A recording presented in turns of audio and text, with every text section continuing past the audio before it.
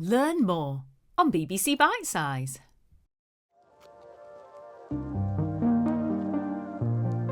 Hello, I'm a Buddhist. And I'm a Hindu. And I'm Jewish. And today, we're talking about forgiveness. And how hard it can be to forgive other people when you've been treated unfairly. But should we, as religious people, always forgive? One of the most important Buddhist teachings is Ahimsa, which means non-harming. It's all about living a non-violent life and avoiding anything that might lead us to violence. Forgiveness is a big part of that. We're taught to let go of the need for revenge and other feelings that might lead us to harm someone. The principle of Ahimsa originally comes from Hinduism. It's one of the yamas, the good qualities we should try to develop. And another is Kshama, which means forgiveness. Jews also believe that non-violence is the ideal and that forgiveness is important.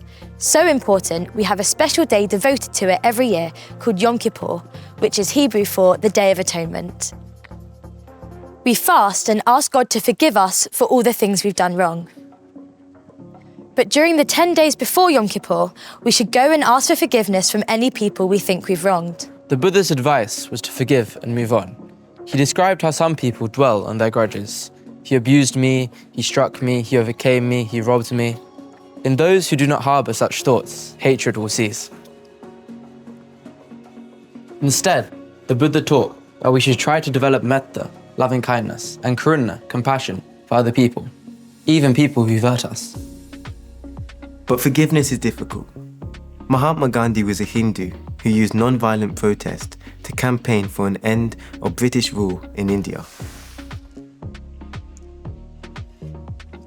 He said, "The weak can never forgive. Forgiveness is an attribute of the strong."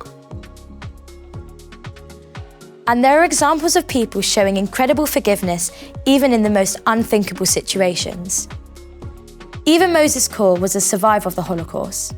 Both her parents and two of her sisters were murdered at Auschwitz. Eva later spoke about the healing power of forgiveness. "I believe forgiveness is such a powerful thing," she said. "It's free, it works, it has no side effects, and this is what our world needs besides punishment." But should we always forgive, whatever the situation?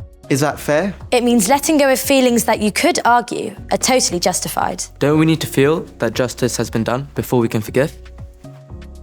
But forgiveness isn't about justice. It's a personal thing. I was hurt by a friend that I trusted. I was upset and angry with them, and I didn't want to talk to them. I just want them out of my life. But that didn't make me feel good either. I realized my anger was just eating me up. I thought for a long time and decided to forgive them. Not because I didn't feel wronged, I did, but to make me feel better, to release my anger, and to restore some balance in my life. So we all agree that forgiveness on a personal level is what our religions teach us. And that can sometimes feel like a really hard thing to do. But forgiveness allows us to let go of painful feelings, but only do harm to ourselves. And even if I've chosen to forgive someone, it doesn't necessarily mean they won't face justice for what they've done. They might even learn something from being forgiven. But what do you think? For in-depth GCSE resources and practice, visit BBC Bitesize now.